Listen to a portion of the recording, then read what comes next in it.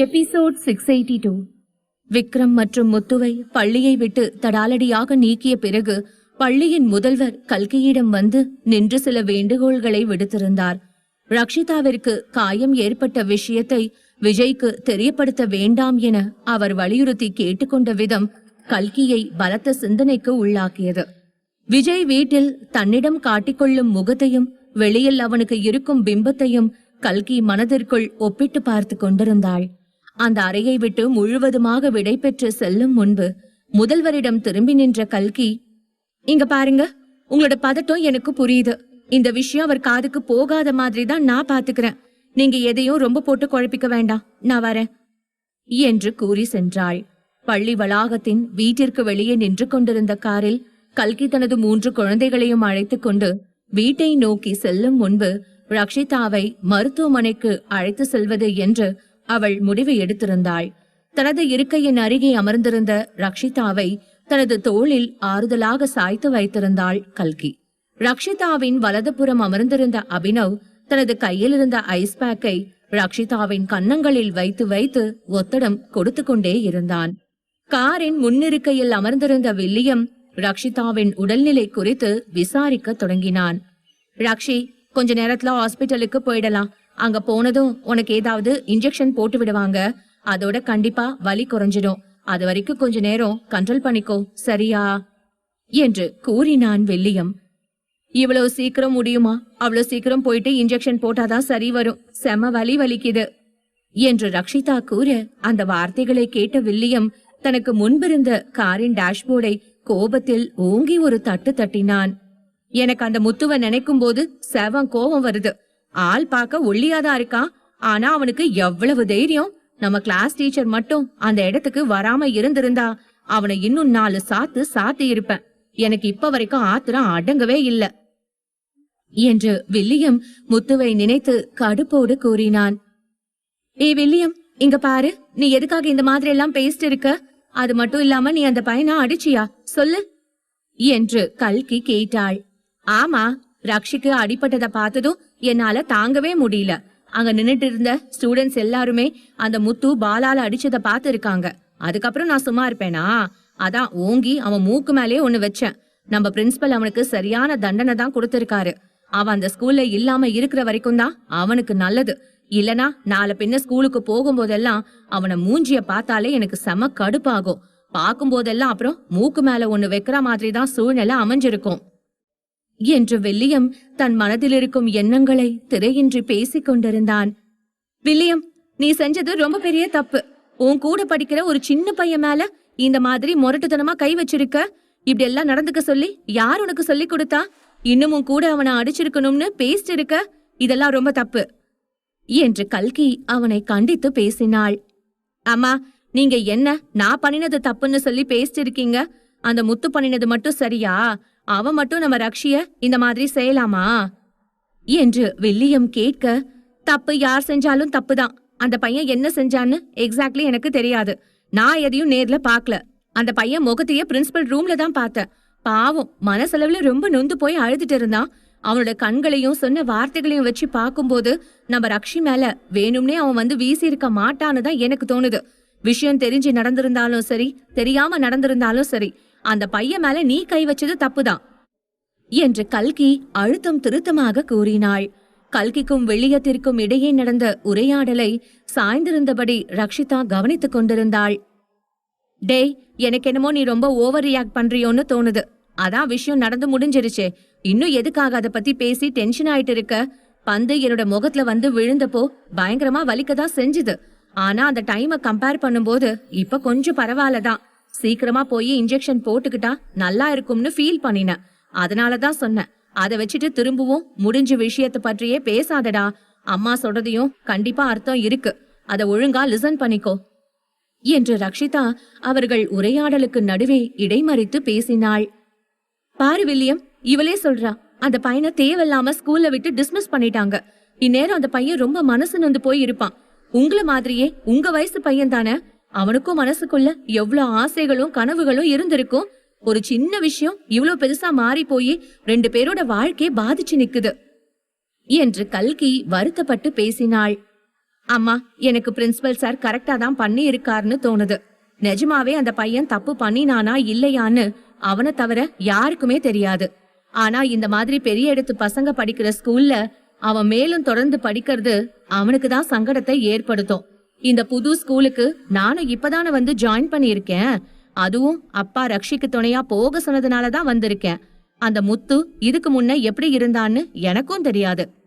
ஆனா இதுக்கு மேல இங்க தொடர்ந்து படிக்காம இருக்கிறது தான் அவனுடைய மனநிலைக்கு ரொம்பவே நல்லா இருக்கும் என்று அபினவ் தனது பார்வைக்கு புலப்பட்ட விஷயங்களை வைத்து நியாய தர்மம் பார்த்து கருத்தை பகிர்ந்தான்.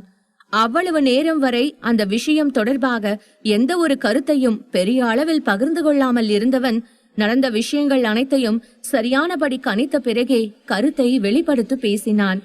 அபினவ் எப்பொழுதும் ஒரு விஷயத்தை நன்கு அலசி ஆராய்ந்த பிறகு மட்டுமே ஒரு கருத்தை பகிர்வான் என்பது ரக்ஷிக்கும் வில்லியத்திற்கும் ஏற்கனவே தெரிந்திருந்தபடியால் அவன் கருத்துக்கு எதிர்கருத்து கூறாமல் அதை முற்றிலுமாக ஏற்றுக்கொண்டனர். தனது குடும்பத்தின் பெயரால் அநியாயமாக இருவரின் வாழ்க்கை திக்கற்று போய் நின்று கொண்டிருக்கின்றதோ என்று எண்ணுகையில் கல்கிக்கு மனதிற்குள் ஒருவித குற்ற உணர்ச்சி குடி புகுந்தது.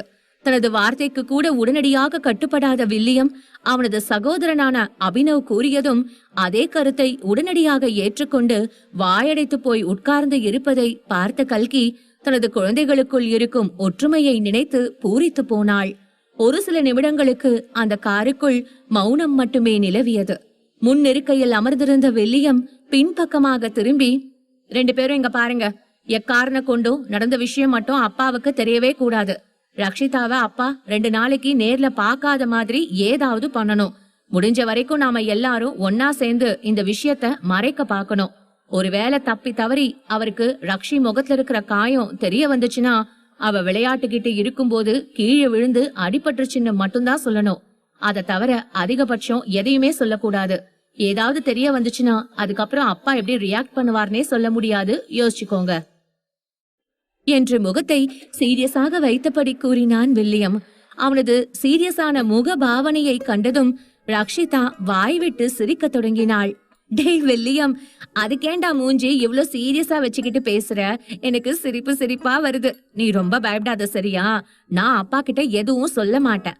ஆனா ஒரு கண்டிஷன். இந்த விஷயத்த பத்தி நான் அப்பா கிட்ட சொல்ல கூடாதுன்னா நீ பதிலுக்கு எனக்கு ஏதாவது ஒரு விஷயம் பண்ணணும், ஓகேவா என்று ரக்ஷிதா கேட்டாள். அவள் என்ன கேட்க போகிறாள் என்று அவளது சகோதரர்களான இருவருக்குமே ஏற்கனவே நன்கு தெரிந்திருந்தது. நீ என்ன கேட்க போறேன்னு தெரியும். வீட்டுக்கு போயிட்டு எதுவும் பண்ணாம வீடியோ கேம் விளையாடணும், அதுதானே? அத நாங்க அப்பா கிட்ட போட்டு கொடுக்க கூடாது. ஒருவேளை சொன்னா நீ இந்த விஷயத்த பத்தி அப்பா கிட்ட சொல்லிடுவ, இததானே சொல்ல போற என்று வில்லியம் அவளது மனதை சரியானபடி யூகித்து கேட்டான். கரெக்ட், அதுதான் டீல். ஞாபகத்துல இருக்கட்டும். இந்த மாதிரி சலுகை எல்லாம் கிடைக்கும்னு தெரிஞ்சிருந்தா டெய்லி கூட இப்படி அடி வாங்கலாம் போலயே என்று சொல்லி சிரித்தாள் ரக்ஷிதா. ஏய், இந்த மாதிரி எல்லாம் பேசக்கூடாது. நெகட்டிவ் வார்த்தைகள் பேசினா அதுக்கப்புறம் அதே மாதிரி நடக்க தொடங்கிடும். நீ என்னதான் வீட்டுக்கு போய் வீடியோ கேம் விளையாடினாலும் எல்லாத்தையும் முடிச்சிட்டு ஹோம்ஒர்க் பண்ணிதான் ஆகணும் என்று கல்கி அம்மாவுக்கே உரித்தான அக்கறையோடு ரக்ஷிதாவிடம் கூறினாள். அதன் பிறகு நால்வரும் உரையாடி கொண்டிருக்கும் பொழுது கார் மருத்துவமனை வாசலை சென்றடைந்தது. அங்கே இருக்கும் டாக்டர்களின் உதவியால் ரக்ஷிதாவின் காயத்திற்கு ட்ரீட்மெண்ட் செய்யப்பட்டு ஊசியும் போடப்பட்டது. மருத்துவமனையில் வேலை முடிந்ததும் நால்வரும் மீண்டும் வீட்டை நோக்கி பயணம் செய்தனர். ஆமா, உங்களுக்கு மட்டும் ஞாபக மறதி ஏற்படலனா ஹாஸ்பிட்டலுக்கே போயிருக்க தேவையில்லமா. நீங்களே நம்ம ரக்ஷிக்கு ட்ரீட்மெண்ட் பார்த்திருக்கலாம். ஆனா என்ன பண்றது, இப்ப இருக்கிற சூழ்நிலையில நீங்களே அவளை வேற ஒரு டாக்டர் கிட்ட கூட்டிட்டு போற மாதிரி ஆயிடுச்சு என்று சலிப்போடு கூறினான் வில்லியம். அம்மாவுக்கு ஒரு நாள் நிச்சயமா எல்லாமே ஞாபகத்துக்கு வரும். அந்த நாள் ரொம்ப தூரத்துல இல்ல என்று அபினவ் கல்கிக்கு நம்பிக்கையூட்டும் விதமாக சில சொற்களை பகிர்ந்தான். சின்ன சின்ன உடல் தொந்தரவுகள் முதல் பெரிய பெரிய நோய் தொந்தரவுகள் வரை அனைத்தையும் டாக்டர் மயூரியால் குணப்படுத்தி இருக்க முடியும் என்பது நிதர்சனம். ஆனால் பழைய நினைவுகளை இழந்து நிற்கும் கல்கியால் தனது குழந்தைக்கு கூட தனது திறமையை வைத்து உதவி செய்ய முடியாத நிலை ஏற்பட்டு இருக்கிறது என்று எண்ணி அவள் மனதிற்குள் வருத்தப்பட்டு கொண்டாள். அடுத்த சில நிமிடங்களில் கார் வீட்டு வாசலை சென்றடைந்தது. வலி நிவாரண ஊசி போடப்பட்டபடியால் ரக்ஷிதாவுக்கு கன்னங்களில் ஏற்பட்டிருந்த வலி முழுவதுமாக குறைந்து இருந்தது. கேம் விளையாட போகிறோம் என்னும் குஷியால் அவள் துள்ளி குதித்து கொண்டே தன்னுடைய அறையை நோக்கி ஓட்டமும் நடையுமாக சென்று கொண்டிருந்தாள். மற்ற 2 குழந்தைகளும் கல்கியும் அவளுக்கு பின்னால் மெதுவாக நடந்து வந்து கொண்டிருந்தனர். சேரில் அமர்ந்திருந்த பாட்டியம்மா ஹாலில் உட்கார்ந்து டிவி பார்த்து கொண்டிருந்தார். அந்த வழியாக ஓடி சென்ற ரக்ஷிதாவை அவர் கவனித்திருந்தார். வில்லியம் மற்றும் அபினவ் இருவரும் வீட்டிற்குள் நுழைந்தவுடன் தங்களது அறையை நோக்கி வழி பிரிந்து சென்று இருந்தனர். கல்கி மட்டும் அங்கே நடந்து வருவதை கண்ட பாட்டியம்மா அவளை தன்னருகே அழைத்தார். கல்கி, இங்க வா. ரக்ஷிக்கு என்ன ஆச்சு? அவ முகத்துல ஏதோ ஒண்ணு வித்தியாசமா தெரிஞ்சதே. என்ன பிரச்சனை? முகத்துல ஏதாவது காயம் ஏற்பட்டிருக்கா என்று அவரது கணீர் குரலில் கல்கியை பார்த்து பாட்டியம்மா கேட்டார். அது வந்து ஆமா பாட்டி, ஸ்கூல்ல விளையாடிக்கிட்டு இருக்கும் போது அவ கீழே விழுந்து சின்னதா அடிபட்டுருச்சு. அது ஒண்ணு பெரிய காயம் இல்ல, 1-2 நாள்ல குணமாயிடும் என்று பாட்டியம்மாவிற்கு விளக்கம் கொடுத்தாள் கல்கி. என்னது, ரக்ஷி கீழே விழுந்துட்டாளா? என்ன நீ இவ்ளோ பெரிய விஷயத்த ரொம்ப அசால்ட்டா சொல்ற? கன்னத்துல ஏதோ பெருசா வீங்கி இருந்த மாதிரி தெரிஞ்சது, சின்ன அடிதான்னு சொல்ற. அவ எப்படி கீழே விழுந்தா? நீ ஸ்கூலுக்கு போய் கூட்டிட்டு வர்றதுக்கு முன்னாடியே விழுந்துதான் இருந்தாளா?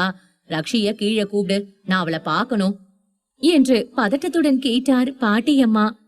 நான் ஸ்கூல் போறதுக்கு முன்னாடியே ரக்ஷிக்கு அடிபட்டு இருந்தது.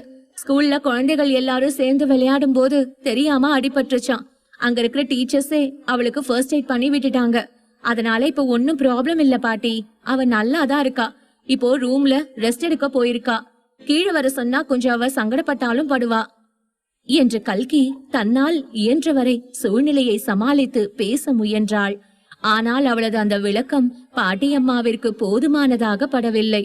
உனக்கு கொஞ்சமாவது பொறுப்பு இருக்கா கல்கி? உன்னோட பொண்ணுக்கு அடிபட்டு இருக்கு, ஸ்கூல்ல ஃபர்ஸ்ட் எய்ட் பார்த்ததோட அப்படியே விட்டுடுவியா? அவளை ஹாஸ்பிட்டலுக்கு கூட்டிட்டு போக வேண்டாமா? அந்த எண்ணம் தானாவே உனக்கு தோணி இருக்கணுமா இல்லையா? அதை விட்டுட்டு நீ பாட்டுக்கு அவளை வீட்டுக்கு கூட்டிட்டு வந்துட்ட. சேச்சே, நான் உன்கிட்ட இருந்து இதை எதிர்பார்க்கவே இல்ல. நீ டாக்டரா இருந்த வரைக்கும், உனக்கு வைத்தியம் தெரிஞ்ச வரைக்கும் இந்த விஷயம் பிரச்சனை இல்ல. ஆனா உனக்கே இப்ப எதுவுமே ஞாபகம் இல்ல அப்படின்ற பட்சத்துல அவளை ஹாஸ்பிட்டலுக்கு கூட்டிட்டு போயிருக்கணுமா இல்லையா? கொஞ்சம் அம்மா மாதிரி இனிமேலாவது பொறுப்பா நடந்துக்க கத்துக்கோ என்று அதட்டி கூறினார் பாட்டியம்மா. ரக்ஷிதாவின் உடல்நிலையை சிந்தித்து கல்கி ஏற்கனவே அவளை மருத்துவமனைக்கு அழைத்து சென்று வந்திருக்கும் விஷயத்தை அவளால் பாட்டியம்மாவிடம் கூற முடியவில்லை. அவரது அதிருப்தியான பேச்சுக்கு என்ன பதில் கூறுவது என்று தெரியாமல் கல்கி திணறி போய் நின்று கொண்டிருந்தாள்.